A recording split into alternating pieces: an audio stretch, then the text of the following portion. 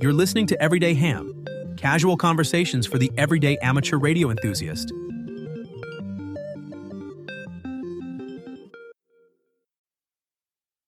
Hey there, everybody, and welcome to episode 10 of the Everyday Ham podcast. I'm Rory W8KNX, joined by James K8JKU and Jim N8JRD.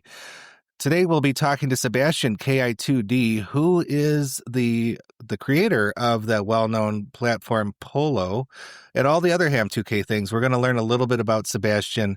We're going to take some time talking to him about his journey to software developer, to ham radio developer, to ham radio operator. He's got a pretty cool story. It comes from his roots in Venezuela all the way to coming into New York City and becoming a pretty cool software developer across many platforms. Mm-hmm. If you haven't already, take a moment to like and subscribe. YouTube, Spotify, Apple Podcasts, whichever one you happen to be listening to us on. We also have a growing TikTok community that I know nothing about, but James tells me about that. Also, my favorite place, take a moment to join our Everyday Ham Discord server. Not much conversation there day to day, but we do have some conversation that's growing, and as more people join, the conversation will get better.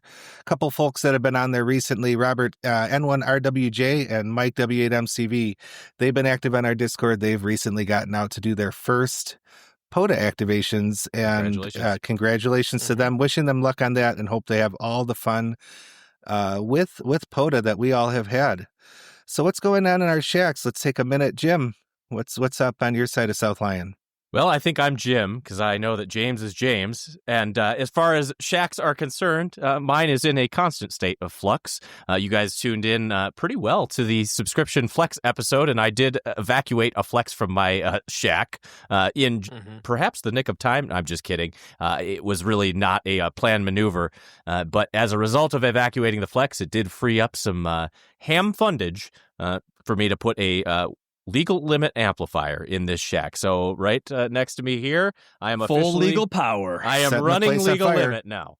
Or I can run legal limit. Let's be real. I'm not running it all the time. I will tell you that I usually am using it at 500 watts. That's where it will mostly live. And it has been an absolute blast. And if you're wondering, what does an amp do for you? Well, it lets you cut the line whenever there's a POTA pileup. So I'm having a blast with it, guys. It is a little bit tongue-in-cheek, but it for a situation like mine, where I've got limited antenna, a little extra power goes a long way to get me out there and get me in the pileup. So that's what's going on here in the South Lyon shack. James, what's going on over at your place?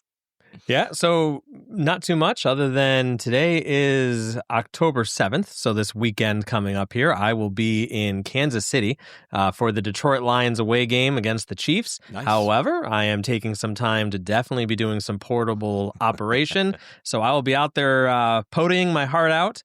I think on Friday. So if you don't have KAJQU in your ham alert, please do so, because hopefully band conditions are favorable, but look out for me there. I'm excited to talk to Sebastián, but I will have my Ham2K portable logger there with me in all the forms. It is my go-to. So again, that's going to be it, Rory. So I spent the weekend out at Island Lake State Park, which is my local POTA park here near to my residence in South Lyon, Michigan. I spent some time out there both Saturday and Sunday, and the goal this weekend was to work the California QSO party. Somewhere along the way, I became very interested in working QSO parties all across the nation. The California QSO party added a category for POTA operators, so my goal was to go and get as many California stations while doing POTA as well. I got 102 on the log, which beat my 51 from last year by double. Nice. That was a very happy moment for me. I was able to use Sebastián's PoLo app, and a couple things came up with that, and I'm looking forward to our conversation with him on this episode about some of the problems I had, and I think he's even going to teach us a few things that we didn't know. So sit back and enjoy. It's a good one, and again, like, subscribe, comment, and we'll see you in the next one.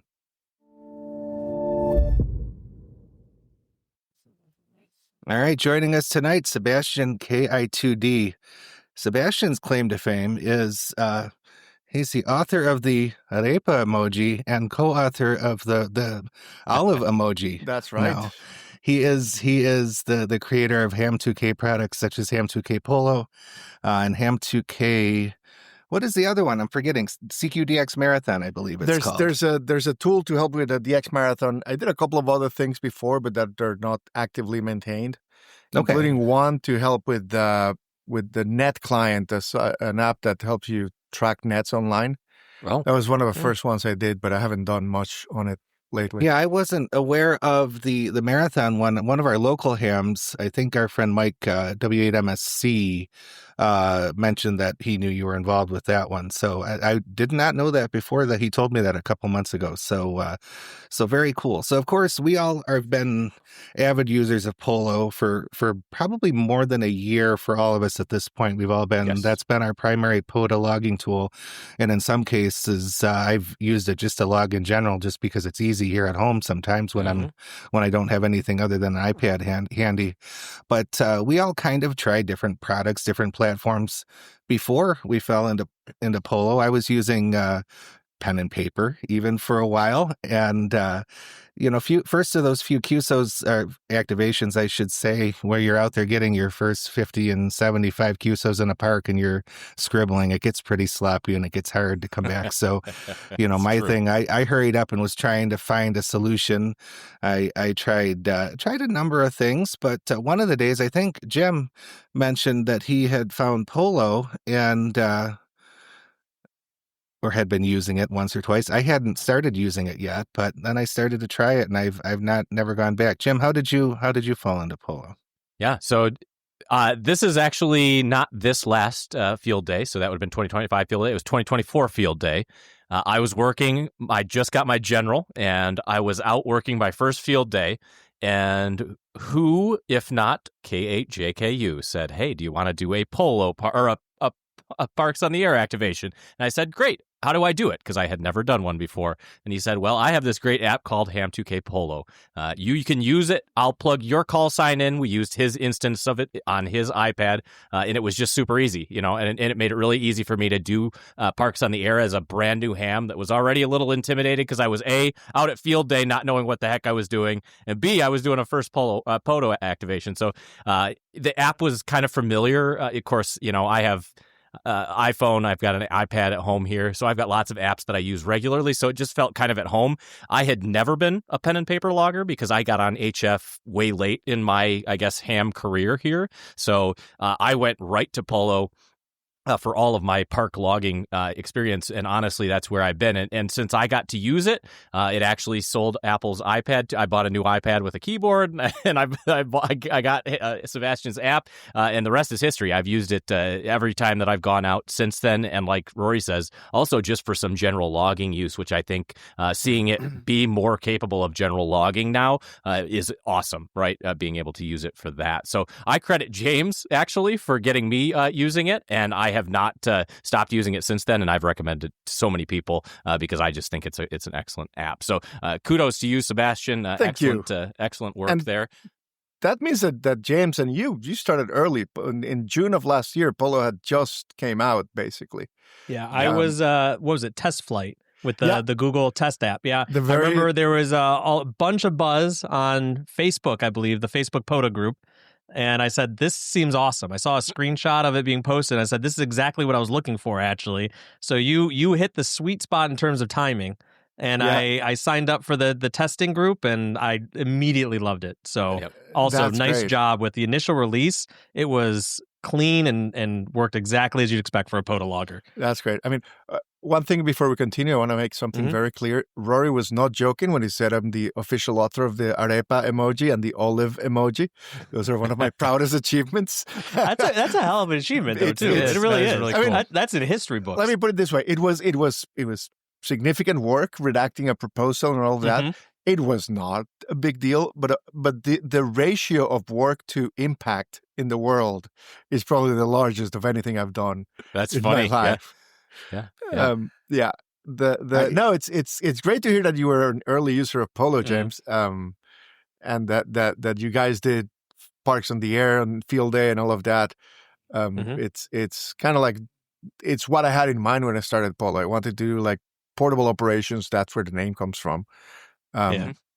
It's because I wasn't happy with any of the existing solutions. Yep. There were good thing. I mean, I don't mean that in a negative way. It's just that none of the solutions worked the way I wanted.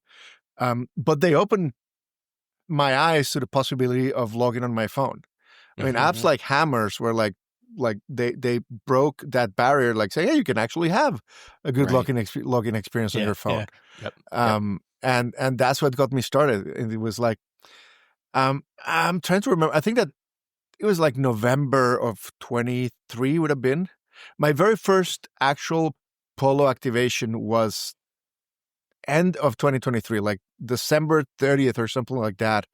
Okay. I went on a hike with my wife and actually activated while hiking on 2 meters on it. And like I barely made it.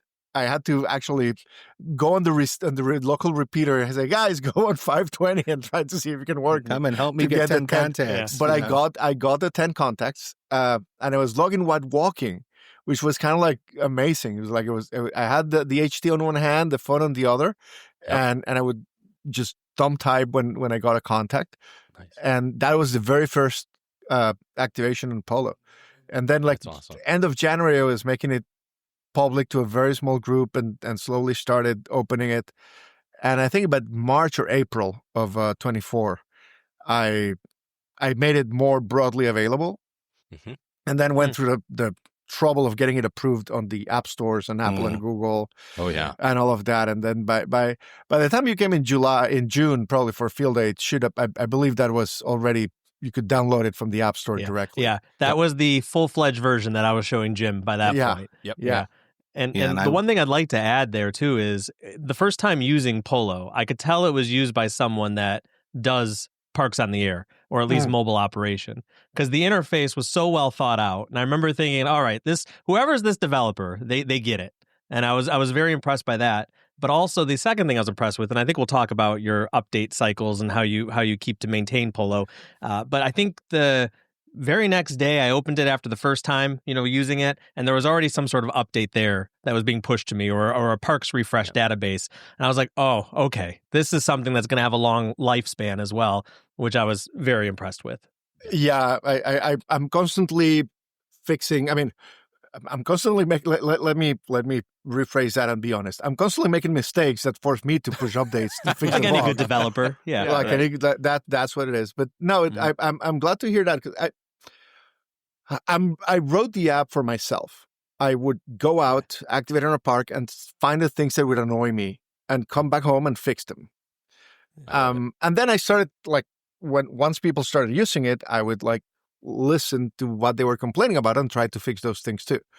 Might not have worked every single time, and I might have different priorities than other people, but I try to see if I can make everybody happy, and as long as it's the trade-offs are not too bad for a larger number of people, I try to allow for all the different ways people will use it.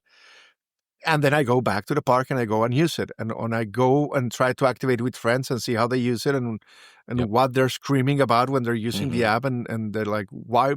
What they're screaming WTF happened here? And like, let me take a look. As soon as I got the iPad, I will tell you, Sebastian, I downloaded it because I had been using it on my phone initially because I didn't have that yet, and I got the iPad and I opened it up and I was logging away, and then I realized that I couldn't slide the spots over, right? I couldn't make that a little bigger or a little smaller. And I said, well, that's interesting. I would have expected that. Big screen, lots of dead space over here. And so I got on, I think, your Discord, and I said, hey, here's what I experienced. And I believe you acknowledged, you said, yeah, that was something that I was working on, and I believe it's coming soon. And it wasn't, I believe it was the next release. I saw it pop out. So that hopefully is fixed now. Absolutely. The first time I did it was a bit jumpy since you and buggy. did that. Yep. I used that just this past weekend when I was out doing parks in the air. Yeah. I mean, a little customizable size. And one thing that's just my reality is that I'm also a guy who has a full-time job and a family, and I also like to go out and activate every now and then, and I've have other commitments and things like that. So 100%. I kind of need to prioritize sometimes. Like there's plenty of things that are half broken in PoLo that I just push till later. Yeah. Because I only have so much time I can dedicate to the app right there. Absolutely. I have so many ideas and things I want to do that I just haven't had the time to get to yet, but that I want to. So I apologize if one of those things is something that matters to you. Jeez. If you're listening, Sebastian cares is what I think. That's the key takeaway. He cares. We have to make priority selections.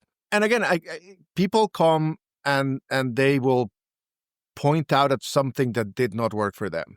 Mm-hmm. Yep. And I like to believe. I mean, I don't know if you remember that scene from Ted Lasso where he's playing darts and he says that he read this thing like, be curious, not judgmental.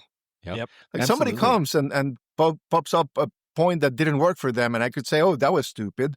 No, like I mean, actually, you could be both curious and judgmental. You could say that was stupid, but let me try to figure out why it was stupid. Yeah. I mean, let me see if we can learn from that and make the app better. Because I mean, you probably didn't mean to be stupid when you did the thing you did. So let's try to make you feel smart and not stupid next time that happens. And I love it. Yeah, I love it. A few things that stood out to me right when I first started using PoLo, and this was very important. I was able to start leaving the laptop at home. That was a huge deal for me. Either go out with the phone or go out with the iPad. Mm-hmm. That was a huge selling point to switching to PoLo for all of my POTA logging. For a while, I still carried the laptop if I wanted to do FT8. We're slowing down with that now because you can do FT8 from the iPad now. Mm-hmm. I'm still trying to sort out quite how that works. It's not quite seamless for me yet, but that's okay. But that was huge. The ability for PoLo to be off grid. If you had everything downloaded, you didn't need to worry about a cell connection. You could still log. It still functioned, pretty much perfectly. And then lastly, like Jim and James both mentioned, as we've talked about, the support that you provide and the feedback that you provide in the Discord chat, in the emails, and all these ways that I'm not sure how you keep up with being a full-time person with a family and I don't and all know this. It's any question down from Jim suggesting the changeable size of the window to me reaching out to you to have you join us on here. You're always very accessible, which big kudos to you for doing that. I think you're a asset to the ham community, and definitely well appreciated. Appreciate that. I mean, I also have to say that there's a lot of people helping now, both in answering people's questions in the Discord, in the forums.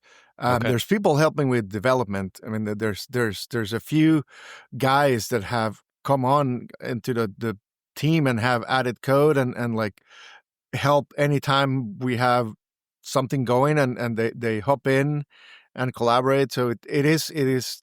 I'm still doing the bulk of the coding, but it's not just me, and that made a difference. I think that it would have burnt out a few months ago if it weren't for the fact that other people are stepping up and helping there.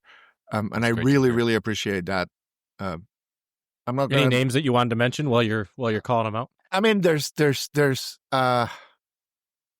I'm not going to mention Mike WV3H because he's not the most helpful of people in the chat.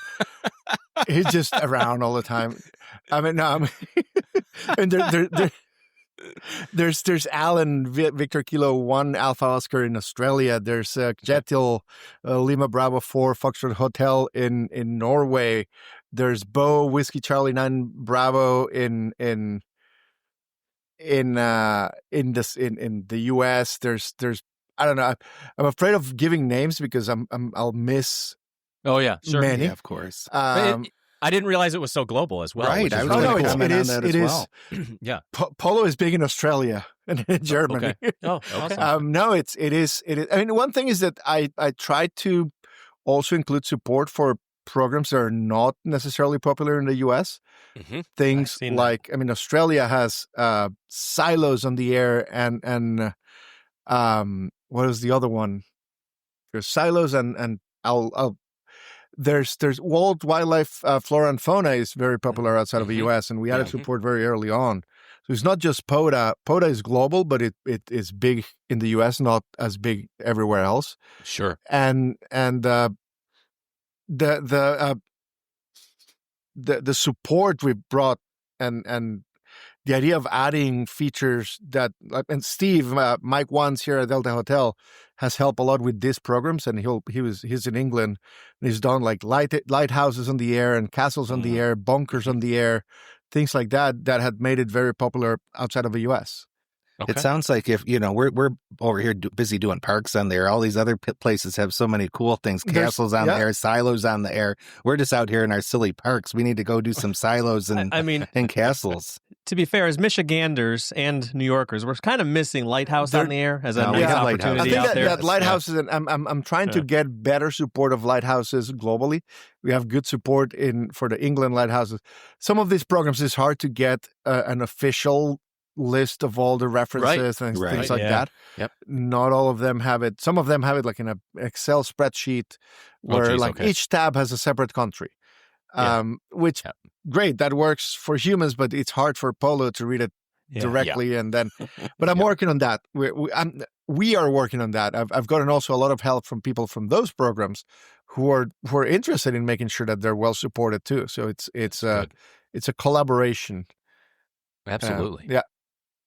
So we'll probably talk, we'll loop back around. We're going to try and go full circle with this. We'll get back to Polo and current era. But one of the things I wanted to take the conversation towards, just because I'm curious, and I'm always very curious about people and where they came from and how they got started, how they got to where they are today. So Sebastian, you're originally from Venezuela, and at some point you made it to the States. How did that all start? How did you get into software?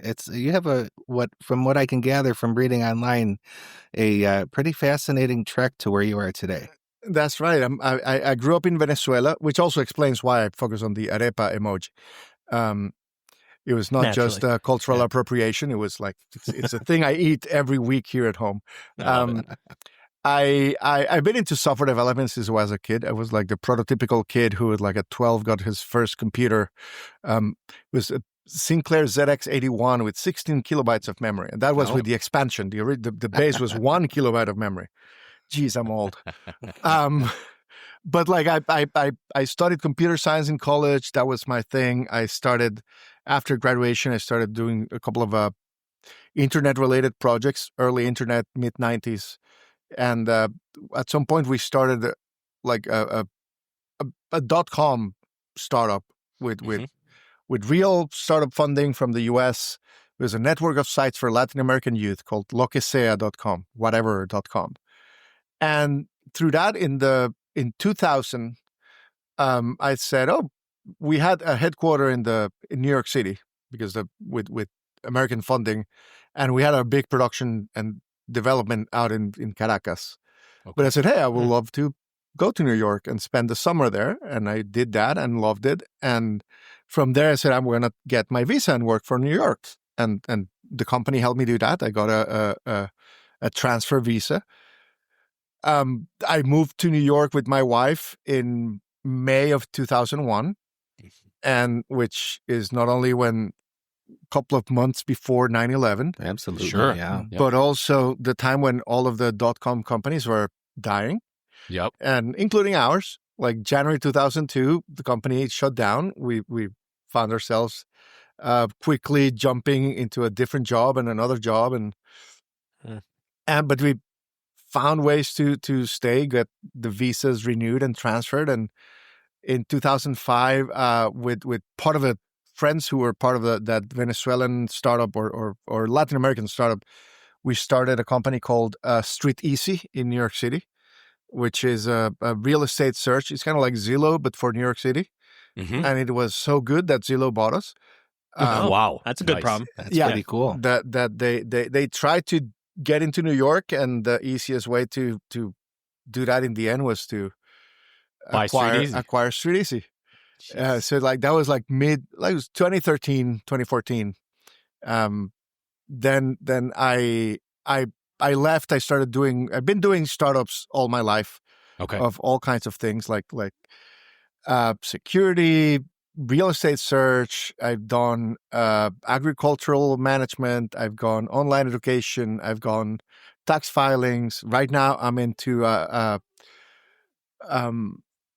school fundraising tools. Oh, okay. I kind of like I like jumping industries because I'm curious about learning how things happen on each of these industries. Yep. So I enjoy the switch and the opportunity to learn new things and how people do different problems differently. But yeah, we moved here in 2001 and stayed and had kids here, anchor babies as they call them sometimes. They grew up. One of them finished college already. The other one is in the process of doing that. Congratulations. And this is home now. Yeah. It's been for a long time, and I am at this point. I've had like 6 different types of visas, and then a green card, and now I'm an American citizen. So great. It's I've gone through the whole spectrum of the whole gambit, the whole U.S. immigration process. Yeah, yes, indeed. It's never easy to navigate either. Oh no, I've had L1s and H1Bs and TN1s and it. Yep. Wow, yeah. I mean, that is. Is there a theme on the things that you've developed then, Sebastian? When I'm thinking about each of those, I'm thinking distilling huge data sets into ways that make it more usable for normal folks. Like, is that the big theme here? I'm trying to figure out. I mean, there's a lot of that, of trying to come up with good ways of presenting information and trying to make it usable. I like to put myself in the shoes of the user and try. I'm not a checklist engineer that gets a list of this is the things the app must do, and then I do them, and then when they're done, it's like only I've completed it. Yeah. No, I'm a product engineer, if you wish. Like I'm doing the product. I want to know who's using it, how they're using it. So when someone says you should be able to search for a call sign, I say, okay, I'll do that. But how can I make that search better? How can I make it? What is a small change I can do to make it 10% better? Yep. What is the thing that annoys me when I try to use it as the user would, or as I would, because I'm a user. Yep. And I try to focus on that a lot and iterating all the time. It's like I think that software is like a living entity. Mm-hmm. It's like a plant. If you don't take care of it, if you don't trim it and feed it and move it to a better place in the windowsill as the season changes, it'll die. Yep. Or it will not grow as it should. It outlives its usefulness, right? In many ways, right? Because the way the users evolve, the way People the user evolve, is using it evolve, right? And so if the app doesn't continue to move with the user, it becomes an afterthought for that user, and then they move on to something else that is more effectively serving their need. We've seen that, that work with PoLo for sure, because you're constantly keeping that up to date and keeping people wanting to use it because it's kept fresh. That's definitely part of its magic for sure. Yeah, and Sebastian, I have a question on your engineering style, too. So you say you design something for how the usability would happen. Would you describe yourself as someone that will develop you obviously have a passion for all the things you're working on. So will you start with like a minimal viable product, like an MVP, and then go, nope, it's not going to work, I'm going to move on to the next thing? Or do you just go full bore? The sooner I can get the product into the real world, the better. Yep. So I build that MVP concept, that minimum viable product, the least amount of features and code that can demonstrate if the idea works or doesn't. Yep. Yeah. Yep. So you can start iterating from there and make it better. It's like that first version of PoLo I used in December of 2023 would barely work, but it worked. And it could let me export the log at the end. It could not do two-first or anything like that, but it would work. And a lot of the code that was there then is still in the app now. Yep. But only using it is that I realized that certain things need to move around and change positions and change behaviors. I could not sit and think about it and try to come up with the perfect solution. I need to go and do it and use it and put it in other people's hands, even if it's incomplete, even if it's a mediocre copy of what I have planned or what it should be. I need it to be out and in the real world to see if my thoughts, my theories are actually valid.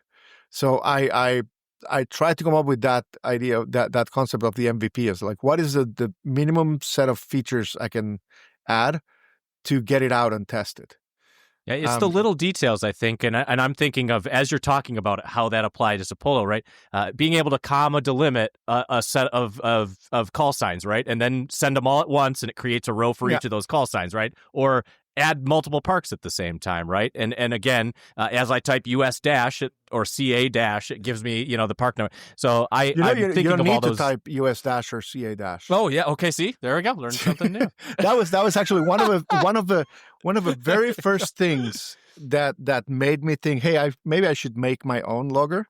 Yep. Was the fact that many applications, I'm not going to name names, but there were more than one, including the official PODA site. Sure. Require you to type US dash and the whole set of numbers in order to search something. Yep. In PoLo, I know where you are, or I know where the other GPS, right? Or if you're in park to park, I know where the other person is because they gave you the call sign. If they gave you a call sign that starts with kilo, they are in the US. You don't need to type US dash. I love it. If they gave you a call sign that starts with by a happy incident too. And I love having little things like that you don't necessarily need to know. You can use PoLo just fine, typing the entire thing. Yeah. And I don't want to interrupt. I mean, I just interrupted you in the conversation. I don't want to interrupt you. I don't want the app to interrupt you in the middle of operation and say, "Oh, by the way, looks like you're trying to enter a park. Did you know that?" No. It will let you do it that way if you want to. But when you discover it, it makes you feel smart. Yep. It makes you feel I'm so smart. I was so happy. Well, yes. I have a here it feels so smart. I was doing PODA and California QSO party over the weekend, and we'll talk about this in a bit too, but they have a county line operation there where people are giving 2 counties as where they're at. Mm-hmm. So that, of course, I'm rapid fire contest exchange, and they give me 2 counties. Quickly, my brain said, how do you do this in PoLo? Well, how do you do a 2 for or 3 for? You put a comma between the two calls and 2 parks. You put a comma between the 2 counties, and it worked. I may or may not have squealed when that happened in the park when I saw that it worked and knew what I wanted. So that was nice. That was pretty cool. That was pretty cool. Yeah, that's right. And a lot of those features, they didn't come from me sitting down and thinking, let me see what should be the requirement for this. And no, they came months later and say, oh, I could also add a comma in this other field. Mm-hmm. Yep. It makes sense to add it in that place. Or I find myself trying to tap somewhere on the screen and realize, oh, this doesn't give me something. But if I tap here, why not take the user here or there? And there's still plenty of things I haven't gotten to yet, or I haven't discovered, or people haven't pointed out yet that I want to keep adding. But it's like, I love having these little things where the app works just fine, but then you discover one little thing that makes you faster or happier or and it gives you a sense of discovery and wonder and like, oh, look at me, I'm so smart. Like you said that you discovered that, Rory, in the middle of the activation. And you're like, oh yeah, the comma word. Yeah.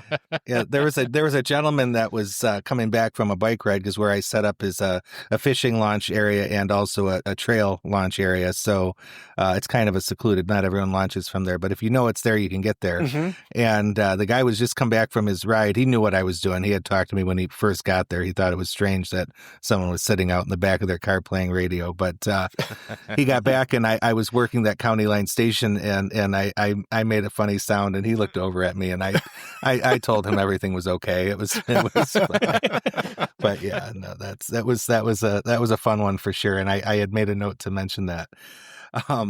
Well, if you're a software developer, you might learn something tonight as well on the old Everyday Ham podcast here, because I'm in software, but tangentially kind of. So it's fun to hear some of your approach to how you come up with this thing. I think these are really, really useful things to know. And it's not just you, Rory. When I first added the ability to add a comma in the call signs when you have 2 operators and things like that, every time I was on a park activating, and I would type a call sign, type their park-to-park reference, and they would say, but please stand by, there's another operation. I would laugh. I would like, no problem. Send them my way. Right, yeah. Send me because more. I'll be honest, so when I was using one of the previous apps that I don't use before, there was not a native way to do multi-operators, multi-parks. You could type them all in separately and hit enter. But that actually, for a while, I avoided, and everyone knows that I avoid multi-op things because they take so long to get through the list, and I'm generally in a hurry. But If you could log them quickly, I'm okay with that. But there was no way to do it in some of the older software. Suddenly PoLo can do it easily. I'm not always avoiding the multis anymore. James, go ahead. I do have a question though. So is there a limit, and I'll tell you why I asked this question. Is there a limit on the number of commas and activators you can separate in one entry? No, other than after a while it starts stretching the view. It might render on top of the other. I haven't tested it with a large number. So I can tell you, I think I did. It was at Cedar State Creek, the ham venture this last year. There was a campsite just a few over. I believe they had 19 or 17 operators sitting there. Yeah. And I was like, oh, shoot. They were calling on the radio. I was like, I didn't know there was 17 of them. So I called the one. I'm like, oh, I'll just get out my PoLo app on my phone. I'll log it. And they go, please stand by. Next one. Please stand by. Next one. And then I was like, oh, I'm going to break this app. But it handled it. They should have used, if they had been using PoLo.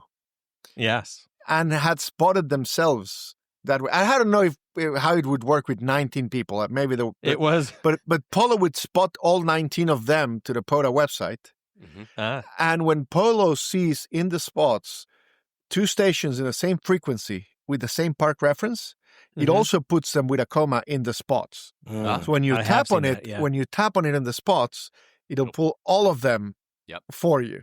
Nice. So I'll politely walk over next time and tell them, say, hey, by guys. the way, have you seen this app? Yeah. Have you met PoLo? I do want to maybe go back a little bit. I'm sorry, Rory, but we didn't really cover your ham journey so much and where you started. And, no. So there's the short story is that I'm a pandemic ham. Like March 2020, we were living in New York City. I was looking at the news and I said, this doesn't look good. We have this where I live now, a small country house, like about 2 hours northwest of the city. Come here every weekend, but we were living in the city. The kids were going to school there, and things don't look good. I tell my wife, let's grab our stuff and head upstate. This doesn't look good. In fact, try to grab as many things as you have, because this looks like it's going to be bad for a while, a big deal. It might even be like a couple of weeks. We should be ready for. But literally, we moved before they even shut down the schools in the city. We get here and it's super quiet. I feel like isolated, and I order a scanner from Amazon. Oh, a Bearcat. Like, just wanted to hear what was going on around me, and the scanner. Of course, at some point, I picked up the local repeater and, amateur radio. I knew about this thing. And I started looking online, and by mid-April, I had my license. Nice. I crammed. I took one of the first online tests that they were being organized through hamstudy.org. I got my one friend I asked through Twitter back then that I knew he was a ham. He said, one piece of advice: study for the general. Don't stop, because going from the general, from tech to general, is not that hard. It's not that much more study. Go for the general, and that was life-changing advice. I might have gone into tech and said, "Oh yeah, this was fun," and then push it aside. But I didn't. I got into and I started playing with all the things, and I got a 20-watt Diego G90 radio and started working on HF. And one weekend I hop on and the bands are like crazy. The little waterfall looks like a scene from The Matrix with all the letters falling. And I discover contests, and contests are fun. And I start looking into that, and I get myself a better radio, and then I get myself more radios. And 5 years later, I got my full DXCC. I've done contests. I've gotten plaques. I'm doing all the things. I've done 200 Parks on the Air activations, and I've gone all down, not all, but many of the rabbit holes. I think it was Jim who mentioned it earlier. I became part of the organizing committee for the DX Marathon, which is kind of like a year-long competition of getting DXCC, how many DXCC entities and zones you can contact every year. Okay. I developed all the software for the marathon. I help, basically, I'm the IT manager is the official title. I got involved with Grid Tracker early on. Nice. It's an open source program. Tag is a great guy. Came up with all the, he's a crazy coder. He comes up with these ideas. He's hyper productive. He's done a great job there. Grid tracker is very important. It makes FT8 a lot more exciting than just watching the paint dry. Got it installed here. Got it installed here. So a lot of the work in the grid tracker roaster was me. That actually makes sense because I just started using that, and my friend Sean KI2D, another local ham here, brought it to my attention. He's like, I just started using this function in Grid Tracker, and there was something familiar about it, so that kind of makes sense. It's trying to help you figure out all the noise, all the things you're hearing, which ones are important there. Mm-hmm. And then I ended up starting PoLo like a couple of years ago. Ever since I started being a ham, I was like, I don't like all the software. I find myself wanting not just more, but different. And I'm not going to say better, but better for me. But I kind of felt like I needed to understand ham radio better, and I couldn't just jump into my first year. But like 3 years in, I felt I had enough of an understanding to jump in. And I also decided to go on the phone because I understood portable operations. I've done them. I knew what I needed. So it was a good place to start in a very focused way. And if you solve a user interface problem, a usability problem on the small screen on a phone, it's somewhat easy to extrapolate that when you have more space.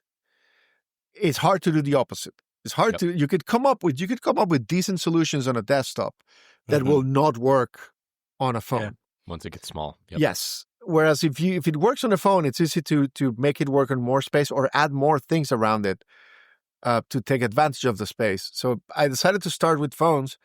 I do have ambitions of world domination and having the one and only app that does all the things in ham radio. Nice. 10, 15 years down the road. I need a better desktop logger. I need a better way to manage my logs. I need a better contest logger. There's many things I want to get into, and I've started like slowly adding things to PoLo to move it in that direction. I don't know if the final thing is going to still be PoLo or PoLo will become power logger instead of portable logger and will do all the things, or I'll have a separate desktop logger that's different from portable logger. But I want to tackle all of those things and get there. I think go on, Rory. I think the idea of keeping it fresh is important. I know Jim and I have talked about at times the aged look of so many ham radio software that are out there that have just never been changed because of course they work, but we have this thing with the ham radio hobby where people kind of fall in this, it's okay, so I don't need to do anything about it. So it just kind of stays stagnant. But this approach of wanting to continuously improve, keep things moving, make it better, not stay stagnant is refreshing to me for sure. I know I've gone through a ton of desktop loggers. I've not found one that I use consistently. I don't like any of them. I'll be perfectly honest. There's something that is missing or just not for me. There's a lot of trade-offs between them. There are some of them are better for certain things than others, but I've really just not come up with a solution. The fun fact: the name Ham2K was both one is it was a short domain name that was available, and that's very valuable. Yes. But the other was a bit tongue in cheek of saying like bringing amateur radio to the 21st century. Sure. Okay. I think that we should update some of the approach, not just the looks, but the approach. I think maybe find someone who wants to update the slow scan TV application. Yannick or MSS TV. That's like it's been since 1990 whatever too. Yeah. So that one comes to it works. Again, it's another one of those that works. But it's a thing, and that's a valid take too. It's like it works. Why do you need to spend more time on it if it works? You could probably use that time on something more productive and something more important, and that's perfectly valid. But at the same time, it's like I believe that there's ways of making them better that haven't been tried yet, so it's worth giving it a shot. I think Sebastian, and I'll say some things here, and you can agree or disagree. You come with a very uniquely suited background for this type of work, right? You said, hey, I'm going to look for a solution to this problem for ham software, and I'm going to build something new that is modern and very easy to use. And I think when I look at other pieces of ham software, not everyone, but when we look at that, a lot of them is very true of most of the things of this hobby developed by the hobbyists themselves, right? Someone that their first job is not software. They simply got dangerous enough with whatever code they chose to build the app that they needed for the thing that they wanted to solve a problem for. And in many ways, I think some of those pieces of software that we're still using were designed early by those types of folks, that didn't have a background or a true understanding. And that's okay. They did what they could with what they had. And that's very much a true ham thing. Or they had the full background, the ability, and they started when they started, and with the tools they had at hand then. I mean, one huge advantage I had is that I started 2 years ago and not 20 years ago. That's true. Because it's real. Once you get something that works in a certain way, it's not only hard to make it, to evolve it into a different type of thing. It's not productive. Like, it's the same thing with the SSTV thing. It's like, you got it to work. It reached a point where of diminishing returns, of spending another year making it 10% better might not be worth it. Let me move on to something else. Sure. Yeah. Where I started from a point of view is what we call a greenfield application. It's like this, I can do whatever I want with it. I can start from zero. I can figure out what I want to build and how to better build it with all the lessons I've learned from 25 years of software development experience on how to build an application that's more responsive. If I had become a ham 20 years ago, I probably would have written the kind of app I'm criticizing, and it would have still looked that same way. Yep. So it's that was my big advantage, that I came to it late. Uniquely suited to solving the problem and doing it in a very effective way, I think. Yeah. Yep. Very good. I kind of have a question around, but back to maybe your engineering style a little bit. Are you, philosophically, are you excited where you see sort of software and maybe for ham radio moving? We always have a debate, for example, here on what is AI going to be in the future for ham radio? Are we going to put it in the radios itself for signal processing? Is it going to help with software development like vibe coding, where people are going to have more access to create their own apps in the future? Like, where do you see this heading? And you obviously being on the forefront of, creating apps for ham radio. So I'm generally, I have a positive view of what AI can bring, but also skeptical. Mm-hmm. I found that AI is very good at doing what you ask it to do, and the problem has always been figuring out exactly what you want it to do. Right. And how to describe it. It's like, you could tell an AI, hey, build me an app logging, a logging app that does PODA. Yep. And it might even, you can let it work for a day and it might come back with something that actually fulfills that request. Yep. But the hard part is not writing the lines of code. And the AI is great at making you more productive. I use AI tools all the time to help me solve some of these things. But it always ends up being the menial chores, the writing the code for me that it's obvious how to write.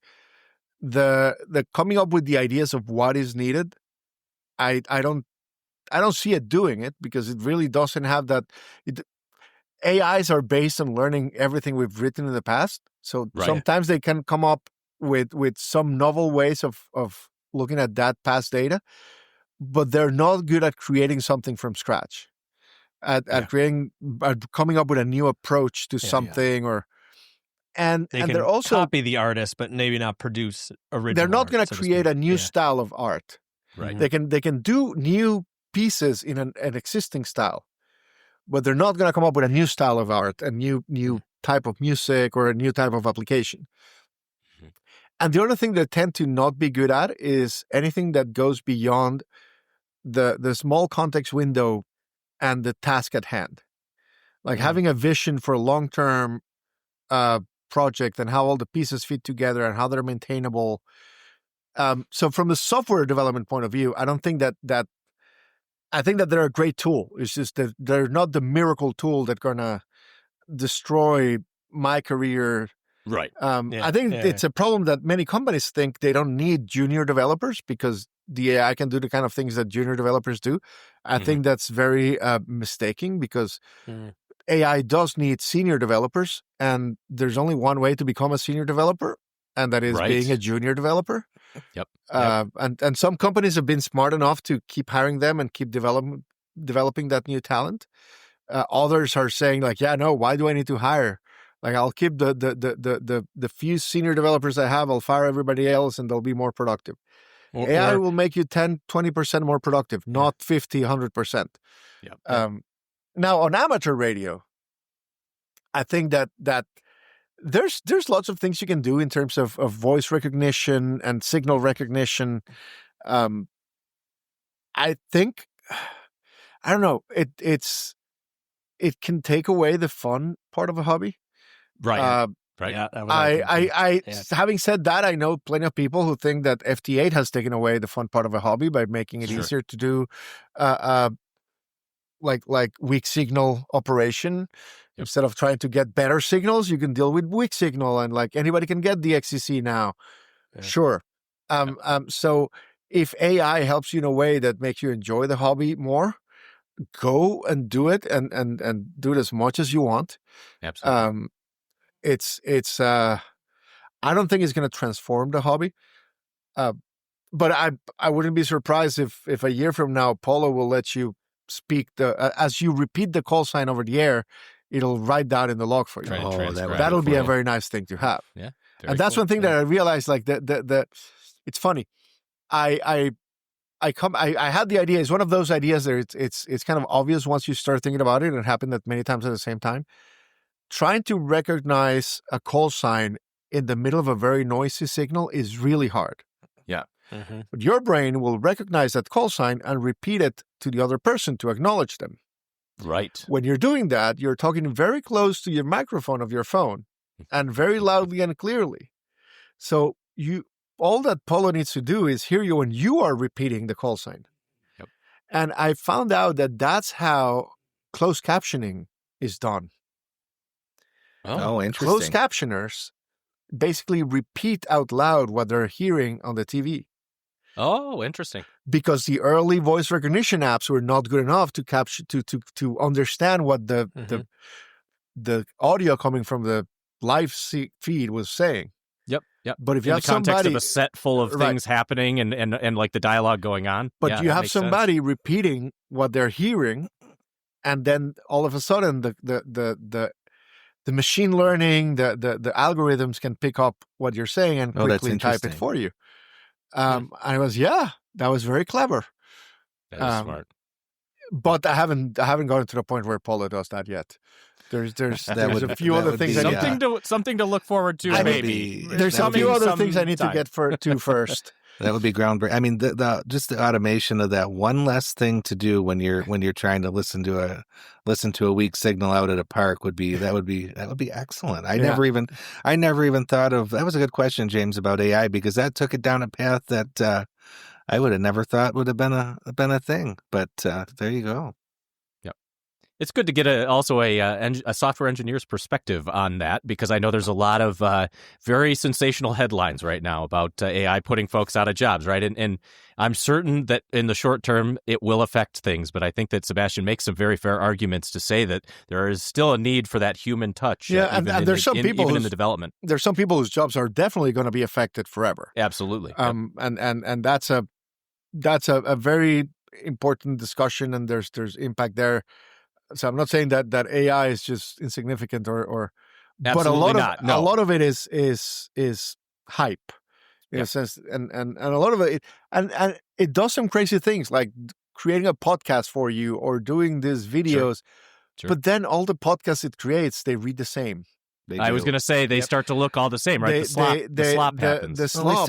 We start seeing it on YouTube. I got stuck in a loop of related videos, and I got to like the third one, and I'm like, this isn't even a person speaking. Yeah. I said, it's saying the same thing about nothing I've been listening to for the last 15 minutes. The slop is real. The slop is ruining the feeds. Mm-hmm. It's which is why it's good to have like live recordings like this. Yeah. Although who can prove that we're not Just a script. See, that's Yeah.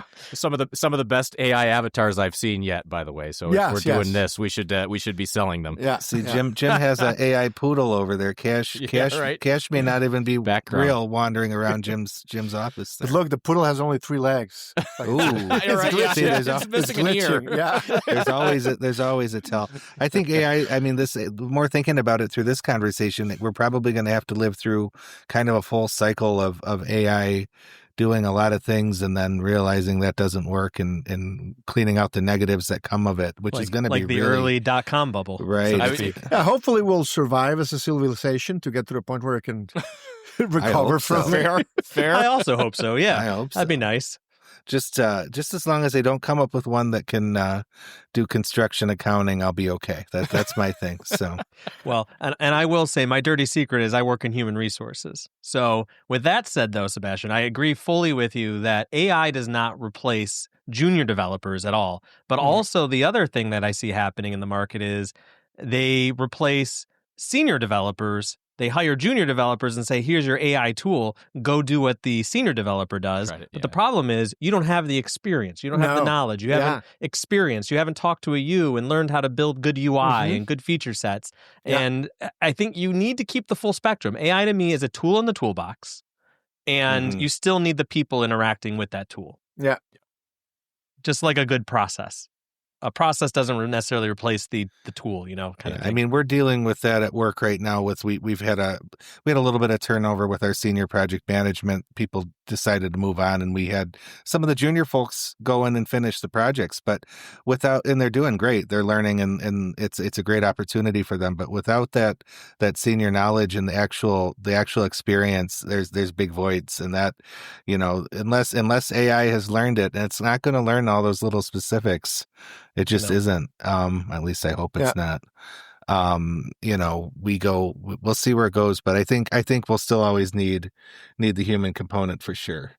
So can I bring it back to PoLo real quick? Because I know this is also, so I'd be really curious from your point of view also, what is your favorite feature that you've implemented in PoLo that isn't the commas or isn't any of that maybe other people don't know about as well? I know it's hard to pick your favorite child, but like, what are you most proud of, I guess, with PoLo? What makes you squeal when you do it? Like I talked about putting the commas in for the counting line. I love the shortcut commands you do on the call sign field. Okay. Where when I get to a park, I set up my antenna, start trying to find a place to start running. I normally actually look at the spots, find somebody who's operating, try to see if my setup is working by trying to contact another park. Yep. Once that's done, I kind of try to find an open spot nearby. And once I do, I just type the frequency on the call sign. Wait, that's a thing? That's a thing. I was just going to say, I didn't know this either. What? You do not need to tap on the little radio, then tap on the field that has the frequency. You just type the frequency on the call sign. I wasted a lot of time this weekend. Mind blown. And if you can type 14.200, or you can type 14.200. No need to type the period because PoLo can figure out. There's no ambiguity. Efficiency. No, there's no ambiguity. I realize there's almost no ambiguity between the frequencies you can operate as a ham on whether you're talking about kilohertz or megahertz. Megahertz, yep. Yep. So it even says when you type in the frequency, it even checks to make sure that you're not crazy. It says change frequency to 3900.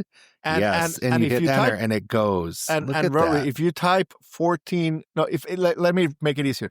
Just type .050. Oh, so it knows what band you're in, so it just changes to yes, and it now also changes to CW. Can you? Oh, look at that! Because it knows what. Yep, it knows the band plan. Yep. So very cool. All you need to do when you get to the park is type the frequency you're going to start running. So I take the mic and say, Kilo India 2 Delta, this frequency in use, a couple of times. And then I start saying, Kilo India 2 Delta, parks on the air, QRZ. And as I'm doing that, I type the frequency in my logger so that it has the right frequency. And then I type QRV.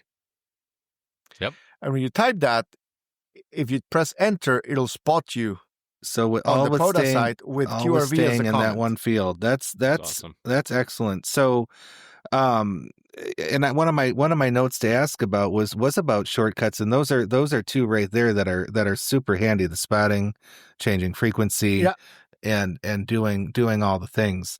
I think now I want to go out and activate and play with these things I just learned. I was glancing at the manual online today, and I found the call sign stacking. I look forward to yes. I look forward to playing with that at some point too. And here's a meta tip. You mentioned it. There's a manual. If you go on the call sign field and you type RTFM, it'll open the manual for you. That is so you can go read it. So that's step one. When you download PODA, don't do anything before typing in. No.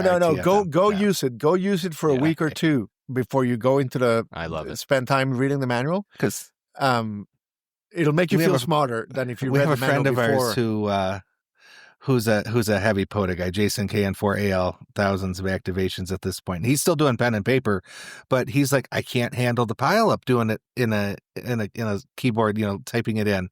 That might be the answer.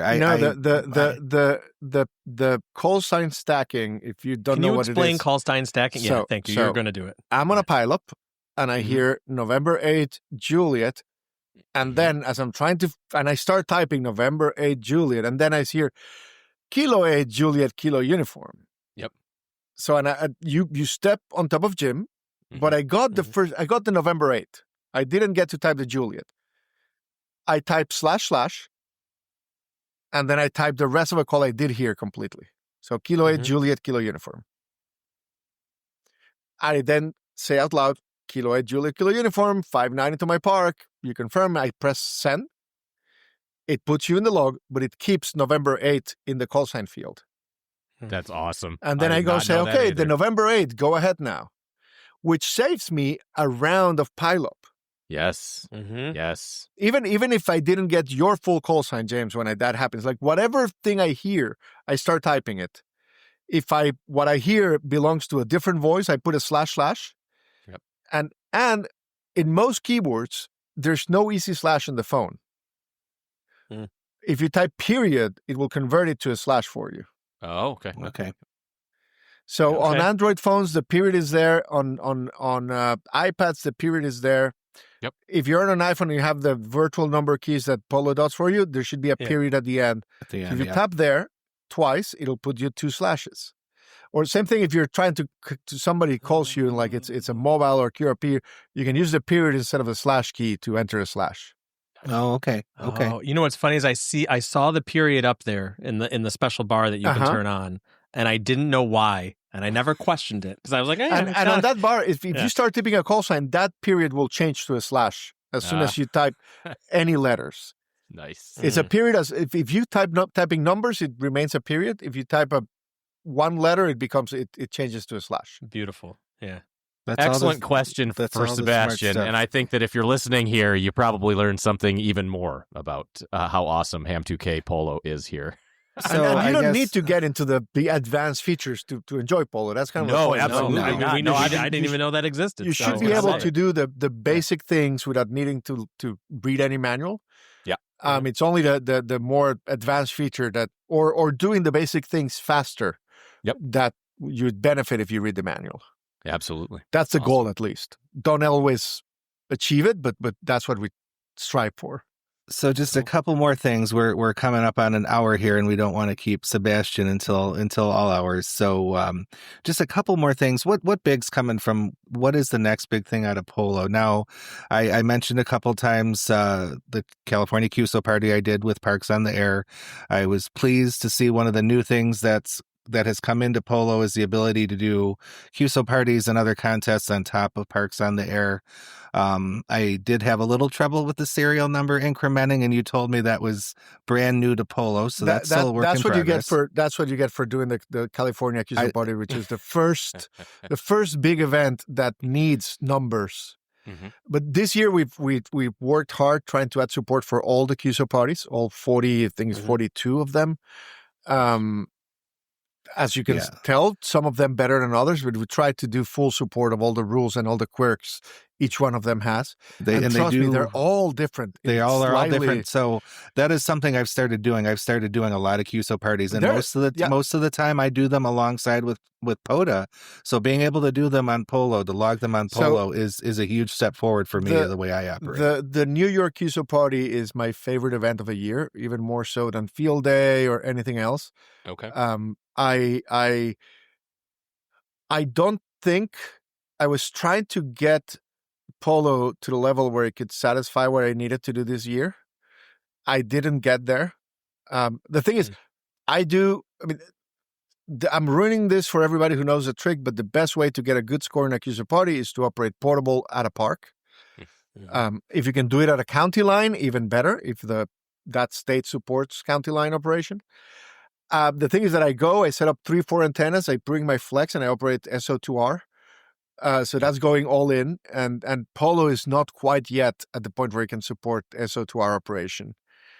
The main thing that's missing to do that would be cat control. You're hitting on one of my questions, actually, is if that's ever something that's even possible. Cat control, it is possible. Depending on the phone and device and radio you want to control, you might need a bridge device in between you and the radio. That will be like a little Raspberry Pi connected to the serial port of a radio and doing Bluetooth to your phone. Okay. Something like that. We've done experiments. We got started there. It kind of got sidetracked by other things, but it is something that we've started playing with, and it's definitely coming. I need to have that makes me smile, cool, because that was actually one of my things, and I didn't know if there would be hardware limitations. I'm not good at all the things, but it sounds like you're already thinking about that, because it's as simple as when I was spinning the dial this weekend during the QSO party, I had to make sure I changed the frequency. Yes. Or if you're out there hunting on a normal Saturday and you're just hunting, if we click the spot on the right, take my radio there would be a tremendous, tremendous thing. That is definitely something I want to have in the app. And cool. I'm frustrated that it's not there yet. So I'm the first one who's complaining to myself. You've done so much. I'm glad you're frustrated, because that means you take it seriously. Yes, but no, it's like you've done so much, and it's been doing so well. And I'm frustrated in a very selfish way. It's like, it's not that I'm frustrated that I cannot please Rory and having the cat control you want. Sure. No, I'm frustrated because I want to have cat control. I love it. I want it for New York QSO party. Come on. I want it for New York QSO party. Yeah. And so cat control is coming. I kind of pushed it into the back burner because I want to get two other things first. Okay. The first is cloud sync. Oh. So, and that's something that actually I've been working on it for months on and off. The app has been syncing to the cloud for 9 months probably. Mm-hmm. So every QSO you enter, if you selected the part that says share the data with the developers and whatnot, that goes to our cloud server. Okay. So if you lose your phone and you lose your operation, but you had connection, I might have the log if you ever need it. Nice. The hard thing is actually syncing back to the phone. That's the one that has taken me a long time. In the last 2 months, I've started working more focused on that part. I did a couple of weeks ago, the very first activation. We had a special station here in Sullivan County, New York, celebrating the 200th anniversary of the Delaware and Hudson Canal, and the local club went there. And we had 2 stations working Kilo 2 Delta. And that was on 2 separate phones, 1 phone and 1 tablet. And they were both logging on the same log. And when one station logged, a few seconds later, will show up on my phone on the other station. Nice. And so on. And the totals were the combined log and all of that. So I will probably have something working well enough for beta testing for winter field day, if anybody is interested. Yeah. I definitely want to have it polished for summer field day. I was just going to say, it reminds me, so we sync using N1MMM. We set up data, and we have all our network computers, and they all get the updates as we go. But it sounds a lot like that, right? For more multi-op competition level logging, it would be awesome to have. Yeah, that's kind of like that, what that would do. But also, if you get a new phone, you connect it to your account, and it'll download all your activations. Oh, that's awesome. Or if you have a phone and a tablet, it'll have both. Have the same data. Yeah, that's cool, because there's There's a handful of people testing that in the wild right now, which of course brought up all the little bugs. Sure. Yeah. And sadly, I mean, online syncing data is one of those things that it says, "What? How hard would that be?" It's same I've read thing the as message boards. Yeah. same thing as I want to write a chat. How hard is to write a chat? Trust me, been there, thought that. It's tough. It's tough. So same thing with syncing data. Yeah. So the minimum viable product for syncing data is actually more than just a couple of weeks of work. Sure. And at the same time, I didn't want to abandon all the other features like user parties and so on. So I've been working on like 2 tracks, normal features and sync. Mhm. And sync is almost ready to go out. The next thing after sync is done is I want to bring Windows support, like a desktop version of the app and or a web version that works well on desktop, probably both. Okay. Nice. The exact order of what's going to come out will depend on how it develops. Sure. But I want to have a very solid desktop alternative. You can actually run PoLo on Macs because the new Macs let you run iPad apps Yep. directly. So you could run PoLo on a new Mac laptop. We have a couple of newer hams locally here in our local South Lyon club that are doing that actually, and they prefer it actually over other logging platforms already. So I've not done it, but I should try it. I still personally prefer logging on my phone because of I think that Rory was saying it earlier. It's like I don't need to carry my laptop with me. You don't, yeah. Right. Like the Pull it out of your pocket and go. It's one less thing I need to make sure it's charged and with me. Yep. All I need to make sure is I have a radio with a battery and a wire. And then I can have these opportunistic activations when I find myself with an extra hour. I'll stop at the park and do an activation and didn't need to remember to bring the logging device. Nice. But sometimes if you're in a contest or if you're home sitting at your desktop, logging on your computer is what makes the most sense. So I want to have, but I wanted to have the sync first because I don't think it's that useful to have a desktop on your app and an app on your desktop and one on your phone if they don't talk to each other. Yep. Sure. So that's why I ended up doing sync first. And then after the desktop app is there, I want to work on getting cat control working well in all of those, both in the phones and the desktop. So you've got a lot of work ahead of you here, so we won't hold your feet to the fire on this one. But it's exciting to hear some of the things that are coming for you, or could be coming for everyone if they're using Ham2K PoLo. And I have a question for you, and don't. I want to ask it out loud because I think that we're all very grateful for the efforts that you put in. If somebody does appreciate what you're doing and wants to help you out financially, help the developing team out a little bit, how best do they reach out, Sebastian? Is it just the Buy Me a Coffee link? Or? There's a few things you can do. The first one is, as you do on YouTube, is like hit like, subscribe, and all of those things. On both your channel, but also the Ham2K channel. I'm sure it'll be linked in the comments below. But all you need to do is search for Ham2K and you'll find it. Subscribe to the channel. That always helps. Use the app. Above anything, use the app. If you want to leave a review in the app stores, that helps a lot. And then if you want to support us economically, you can do that both inside the app. If you go on the settings, there's some big bright buttons that says contribute. You can donate through the app stores. If you go on the polo.ham2k.com site, that's where the manual is. There's a link to Buy Me a Coffee. That means we pay less of the platform tax that you pay if you do it on the app. But I don't really, whatever's most convenient is what works. Is best, yep. The cloud service will end up being a paid feature. There will be a free tier and there will be a paid tier.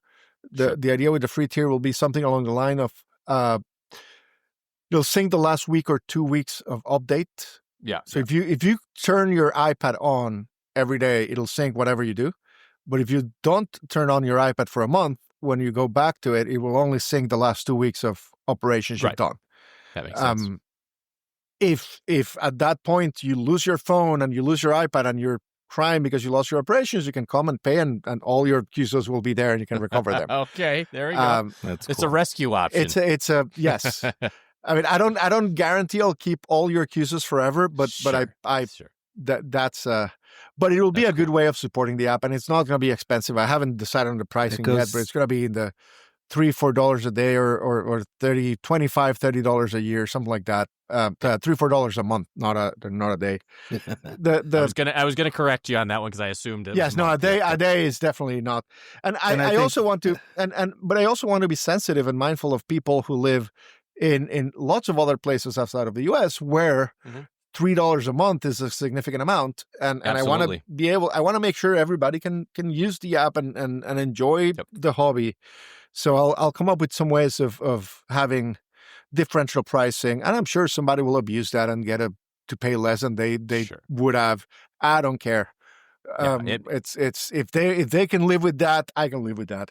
And I will say we often say that here on the Everyday Ham, right? There's hams of many means, right? Yes. Some have many means available to them, and some do not. And really, we don't want to bar those folks from the hobby. There's a lot of people in the U.S. who are retired, living in fixed income. That the hobby is a thing that keeps them happy and moving. And communicating for them, with other people, because that's the one way that they get out of the house, right? And again, for them, $5 is a significant amount. They have to budget all their expenses. I don't want to be the barrier between them and enjoying the hobby. Okay. I will hand it back to Rory because I butted in there. Sorry. And I do appreciate it. Thank you for your efforts. And I mean, in case it's not clear for your listeners who haven't checked Polo, the app is free. It is free. And the app is open source. So even if I decide later to not make it free, somebody can come up and take at least whatever it was available to the point where I decided to not make it free anymore, and keep going with it. So, but that's a way to keep me honest too. It's like I put that out there so that decision is kind of like mostly permanent. That is there's always gonna be a free Polo out there. Yeah. Well, Sebastian, thank you for giving us more than an hour of your time. This is precious developer time that you could be going and working on cat control, but you're here talking to us. That's where my buy me a coffee is. Yeah, that's right. I do know where it's at, and I'll use it again for sure. And thanks that you're not only an asset to the emoji community and the ham radio community. You're an asset to all of us that have had the opportunity to listen to you tonight.